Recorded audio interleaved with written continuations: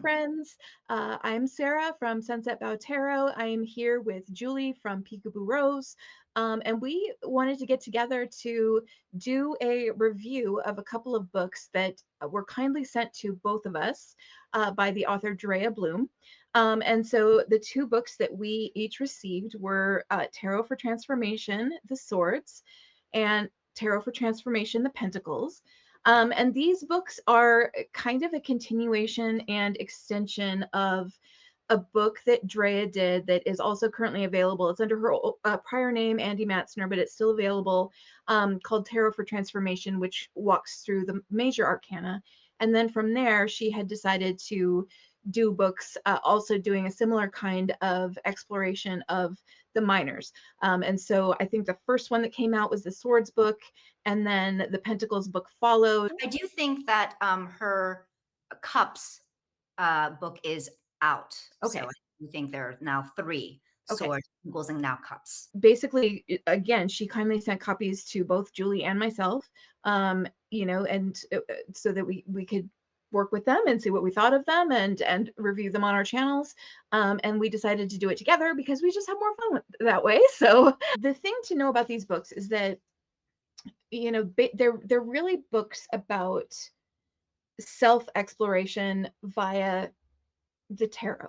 So Dreya is coming at all of it from the perspective of a therapist.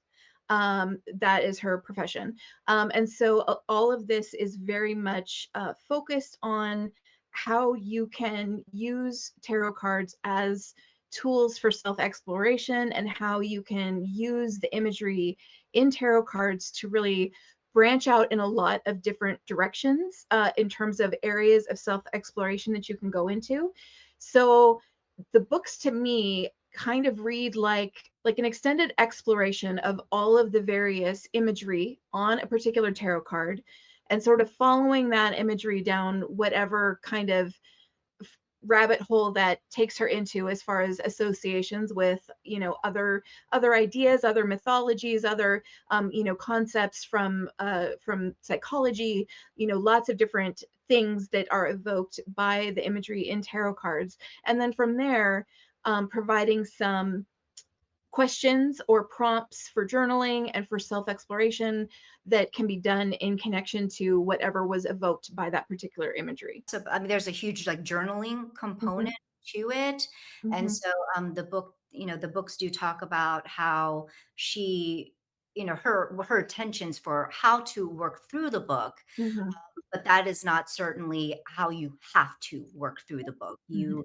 are at liberty to ingest the information how you see fit, and certainly triggering if there's certain triggering prompts or mhm, information, she definitely encourages you to skip those. mhm, But yeah, it mhm. is very much the journaling is definitely a component that she does emphasize as Yeah. part of that exploration. And I think very importantly too, again, because Drea is coming at this from the perspective of somebody who is a therapist.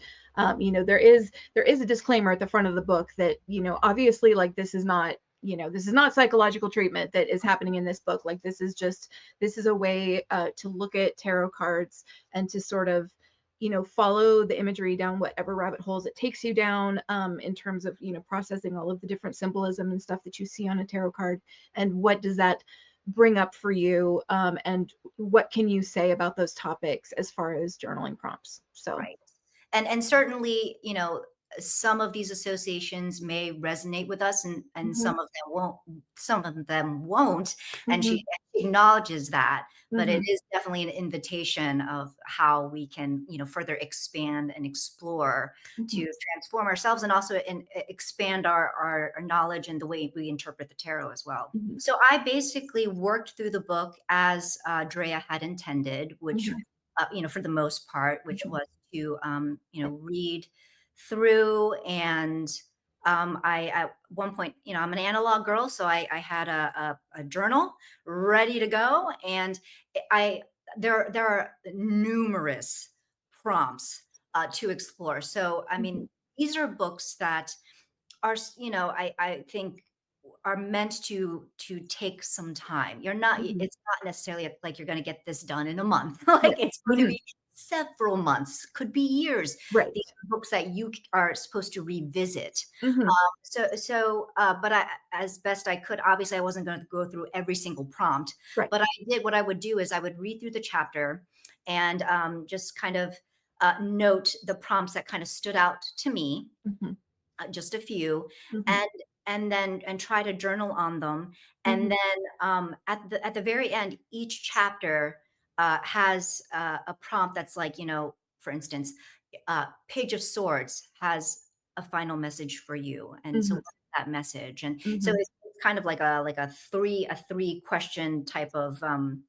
like a prompt series, and I Mhm. actually made that into a tarot reading that I would do. Oh, okay. And Okay. I Mhm. used Moon Baby Tarot, and I was so that was, a good time, and noted those. But I will say, I had to and I wasn't gonna give myself a lot of pressure to write a whole hell of a lot down.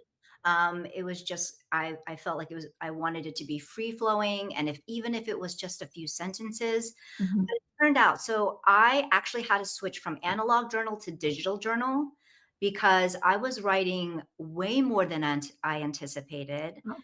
I was just like, "Shit, I have a lot of baggage I didn't realize." So I was just like, "Damn, okay. Well, my hand's getting tired, so Yeah. I think I need to, like, switch over to a digital journal." So that is what I had to do. I figured that out pretty early on. So I would say mine was similar. I very much sort of, again, I really wanted to do a review of the books, and so I wanted to do a sampling of, working through the prompts and everything like that. And so I would sort of pick out prompts here and there that would resonate with me. But like when I say that these books have like 1,000 questions in them, like that, it literally, it's like hundreds of different questions that you can think about, which is fantastic because like if you're somebody who is interested in journaling prompts, buy one of these because like this will give you so many journaling prompts and so many questions and so many things to think about. Like they're fantastic as far as giving you areas of exploration. But Yes. again, because they're tarot books, I definitely did some of the journaling and the exploration, but I was also very interested in what she had to say about the imagery on tarot cards. And so like I did most of my really careful reading uh, through the parts where, she was really discussing what she sees in tarot cards, and specifically the Rider Waite Smith imagery. Like Yeah, these books are both dedicated to Pixie Smith. absolutely. So it's very much about her specific imagery and specific details of her imagery in the Rider Waite Smith deck. And so and then basically Drea just sort of looks at a card and just kind of free associates in a way about what she sees in the card and like where that takes her mind, and like what she, what sorts of things do those particular details make her think of. And it's everything from, there's some legs that look like chicken legs almost on the Queen of Swords throne, and does that make you think of Baba Yaga? And like, Right. or there's this particular sword is tilted in this particular direction, and like what does that make you think of? The swords in the 10 of Swords, are impaling the person in this specific parts of their body. Like what does that make you think of in terms of like chakra associations and stuff like that? Like it's all kind of, very sort of following each detail down a rabbit hole to talk about all of the things that it makes you think of, Yes. which is really fun and interesting to read. And again, like Julie said, you know, some of those things might have more resonance for any given reader than other things. But it still makes those aspects of it really interesting to read. And then for every time that detail sort of gets followed down the rabbit hole, it evokes a whole set of prompts as to how you can kind of connect those concepts to your own life. I will say that one of my favorite sections of this book was the section on the 10 of Swords. Mhm. Um, I found that section really interesting because obviously the 10 of Swords is it's a scary card. Like it's no fun to get the 10 of Swords, and I feel like she really spent a lot of time thinking about the 10 of Swords for this book, and like lots of different ways that it can be viewed. And like there's a lot about like the specific positioning of the individual swords and what that evokes. Which swords are bleeding, which swords aren't bleeding. What can that tell you about, what those swords mean. The position that the person's hand is in. As far as like the different symbolism of that, and just really going through more of about how the sword suit can potentially symbolize like a transcendent experience Mhm. or an experience directly with the divine, or some kind of experience that like sort of in certain ways forces you to get out of your head. Yeah, There were just a lot of really interesting ways to think about the Ten of Swords that I really really appreciated from this book. That was like probably my favorite chapter of the whole book, was the one on the Ten of Swords.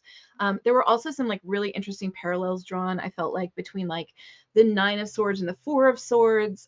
Those I felt like that was super interesting because there are a lot of parallels in those two cards in terms of the imagery, and so there's a lot of just interesting stuff that all of those cards evoke. And so for me, I actually really enjoyed just kind of like reading through Dreya's thought processes and free associations about the imagery. What does this image remind her of? right. And like that was really fun for me because I like thinking about tarot cards that way, and I like thinking about having little bits of symbolism pointed out to me, things that I never even noticed before, despite Exactly. having looked at the Rider-Waite-Smith for over 20 years at this point. There Yeah, was a lot of interesting stuff. So I agree. I mean, actually, you had mentioned earlier about like, you know, seeing this and it looks like chicken feet, like for the mhm, Queen of Swords, that like mhm, I will say that was one that I really enjoyed early on because I'm just like chicken feet. Oh, like again, to your yeah, point, like I never really looked at mhm, it like that, mhm, and then equating it to Baba Yaga, and mhm, and just reading more about that archetype because I'm not as familiar. And so mhm, again, associations like that, that just really made for a given also that Queen of Swords, I deem my significator card and a lot of times. So it's just like this is just a really refreshing way mhm, to look at this card that I really had not considered before. So mhm. really cool. I will say though that the one thing that I would have wished for in this book, um, because again, there is a lot of just sort of free association, and I would have loved to have like a Bibliography. citations and a Yes. bibliography, Yeah. because there's so many quotes in this book where I was like, that's so interesting. What book is it from? And like there were ideas that were like connecting one thing to another, and I was like, where did this connection come from? Like I really would have loved for this to have um more like resources cited, Yeah. because I know that Drea is like operating from a scenario where she's familiar with all this stuff, and so obviously things just sort of come to mind. But I would have really liked to have more resources that I could have actually gotten from this book, as far as where a lot of that information came from. It was more just that, like, I am not familiar with this. Like, Mhm, is where could I read more on this if I mhm, wanted to? mhm, So that would be really helpful for future mhm. editions if Yeah. there was some type of citation and bibliography. There's a lot of like mythological references and stuff like that that Yes, yes. go far beyond, in some cases, like what my knowledge was of particular Right, mythological figures, things like right. that. And I was just like, where did you learn this? I want to learn it too. Like that was kind of the feeling that I was having during a lot of the reading of the book, as well as a lot of like really good quotes by everything from, you know, Zen Buddhist teachers to psychologists, Yeah. to it's just like I would have loved to know what book that's from, like Yeah, that kind of thing sure. too. Yeah. I definitely loved, so many of the quotes, a wealth of quotes and knowledge that, it would be great for us to just, know where they came from and Mhm, what books that we could just tap into if we wanted to mhm. know even more. Do you feel like this series is, geared toward, newbies? because my impression is that not really. Like I don't know that I would recommend these books for complete tarot newbies. I feel like there is that kind of assumed knowledge of a Mhm, basic tarot foundation, mhm, because certainly Drea does provide an overview of what the card is meant to signify and such, mhm. but that's pretty brief. Right.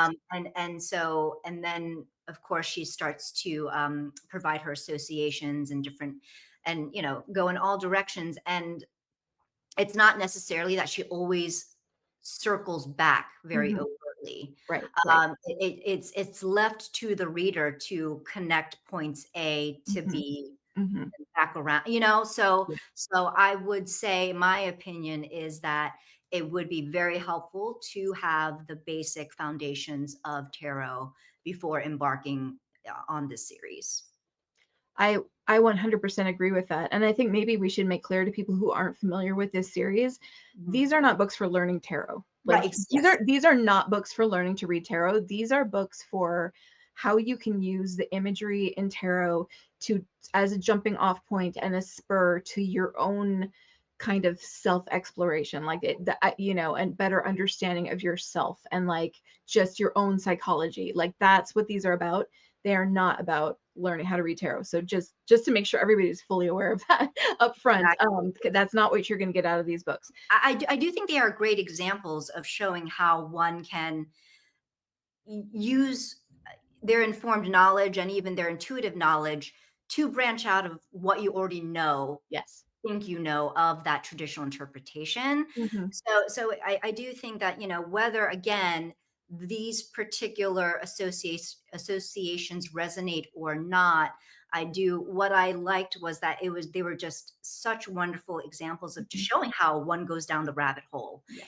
Hmm. and some of them are from places of learned and knowledge and pedagogy and just education, and so there's that information there, but then there's also just like riffing and Hmm. like, what does this make you think of? And Hmm. and then yeah, like you said, going down that rabbit hole and Hmm. and kind of expanding on how you could in fact you Hmm. read that card and interpret Hmm. that card. So it Hmm. just, and that way it does it feel liberating, Hmm. like not locked in to Hmm. set interpretations of RWS Hmm. and tutorial key and all that. We have, as a community of tarot readers, have gone really far beyond what Waite envisioned. Mhm, And a big part of that is because Pamela Coleman Smith's artwork is so fascinating and it has so many interesting details. mhm. And we're not entirely sure what was intended by all of them, and so there's just a lot to work with there. Absolutely. And so yeah, I think that the fact that it does kind of give you that permission to just, look at a card, look at these images that if you've read tarot for any length of time, you've seen this image 1,000 times, and just think to yourself, what does that look like to me? Like, what does that remind me of? So it's a very fun and liberating way Really to good. experience the imagery. There was one thing that I would love to see in future editions, Hmm. um, and it really comes really down to formatting, Hmm. actually, the Hmm. formatting and structure, because with my versions, I legit had, marked off each Hmm. chapter, Uh-huh. um, so that I can refer back. And Hmm. so, I will say, they and I numbered the pages as Hmm. well. Hmm. So just so you know that there are no page numbers. There are asterisks to separate different sections. Hmm. So that is helpful, but because there is so much information, it tends to, for me anyway, it tended to kind of bleed together and just run Hmm. together. Hmm. So, just from a an accessibility standpoint, Hmm. for readers who might have difficulty, and readers who have disabilities, and just from a plain language point of view, Hmm. and I'm thinking that the reason for lack of kind of formatting is because this is independently published, and Right. so whatever application or program is being used, it Mhm. can be, I guess, a pain in the ass to have the chapters Mhm. and the Mhm. sections heads and all Mhm. that. And I just feel like because these books are ones in which I would revisit, Right. and I'm working through, Mhm. and, there might be parts that I want to revisit or I want to Mhm. look back on. I feel like I would love to see in future editions and reprintings chapter Mhm. and subheads Mhm. Table of and contents table and of mhm. contents and Mhm. page numbers so that I can easily reference back to the parts that I Mhm. reference back to, and Mhm. just, I think it would allow for just a more a fluid and an easier just kind of reading experience. Mhm. So anyway, that is kind of Julie's and my review talking about our experiences working with these books. I think that these are great books with a wealth of information. As long as you go in understanding what you're going to get from them, like what kind of information they contain and what is the intention of what you're supposed to do with them.